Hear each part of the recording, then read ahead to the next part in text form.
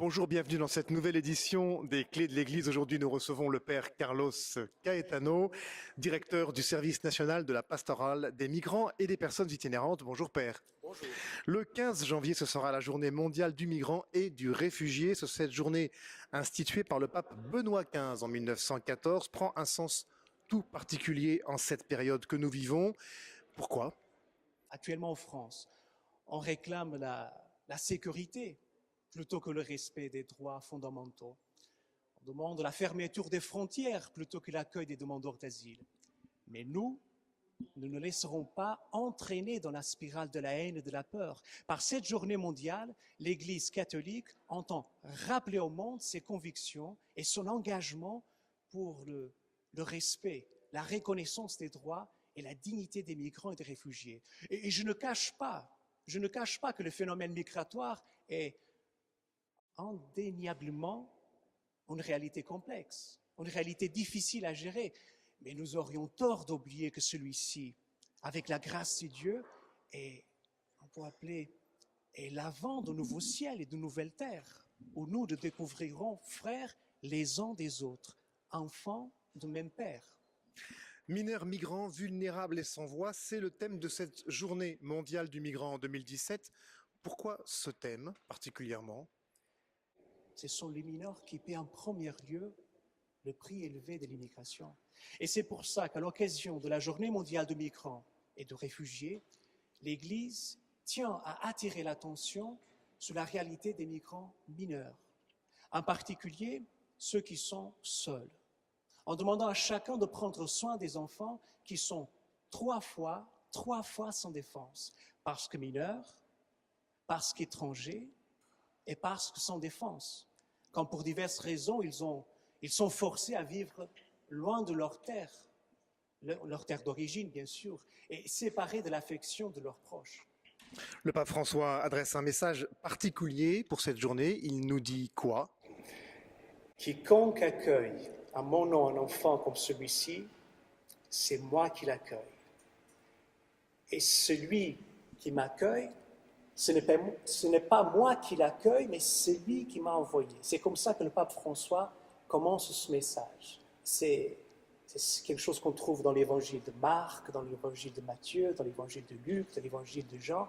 Et par ces mots, les évangélistes rappellent à la communauté chrétienne un enseignement de Jésus qui est enthousiasmant et à la fois exigeant.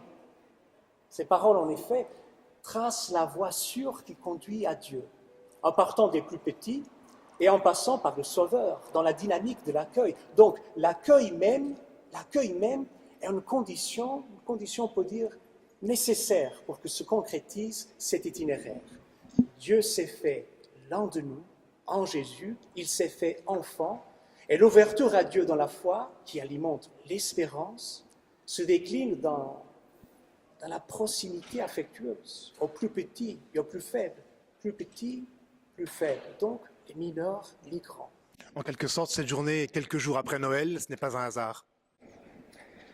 Ce n'est pas un hasard, en effet. C'est toujours au début de l'année, c'est toujours encore dans un contexte du Noël. C'est un moment où nous sommes invités à méditer le mystère de l'incarnation. Et notre foi aussi, elle doit être une foi incarnée dans le contexte actuel, dans le contexte que nous sommes en train de vivre ici en France et en Europe. On ne peut pas rester seulement au niveau de la foi des idées. Notre foi, ce n'est pas une philosophie, ce n'est pas seulement des commandements, des préceptes, c'est une relation personnelle avec Dieu, avec Jésus. Et notre foi, notre croire d'être fils, à la fin doit se traduire aussi en cette certitude d'être frère et sœur. Alors précisément, Père Carlos, à quoi inviter les catholiques en France pour cette journée mondiale du migrant ? Bon, cette journée mondiale permet de mettre les migrants et les réfugiés au cœur de la préoccupation de l'Église et de se mobiliser ensemble pour bien célébrer cette journée, tout d'abord dans la prière, à travers l'animation de la liturgie dominicale ou avec une célébration œcuménique, préparée dans la mesure du possible avec des personnes migrantes. Puis, les rencontres avec les migrants sont au cœur aussi de cette journée.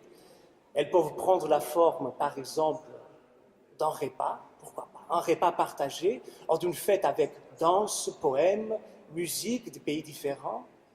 Les témoignages y ont toute leur place, témoignages de personnes exilées comme des personnes engagées dans des initiatives d'hospitalité. À beaucoup d'endroits, cette journée est aussi l'occasion d'aller à la rencontre des migrants présents sur place et pas forcément visibles ni connus par les communautés chrétiennes, pour les inviter au repas, à la fête et bien sûr pour les chrétiens, à la prière. Dans la mesure du possible aussi pour les impliquer dans la préparation, dans la réalisation, pour qu'ils aillent toute leur place. C'est notre fête, la fête des peuples. Et les témoignages des jeunes migrants et aussi des jeunes Français engagés auprès des personnes exilées peuvent être aussi particulièrement pertinents en cette journée mondiale des migrants et des réfugiés. Merci beaucoup, Père Carlos, pour cet éclairage sur cette journée mondiale du migrant et du réfugié qui aura lieu le 15 janvier. Vous l'avez compris, prière, rencontre, découverte, rassemblement. Les communautés et chaque catholique est appelé à se mobiliser, je redis, le 15 janvier. Merci.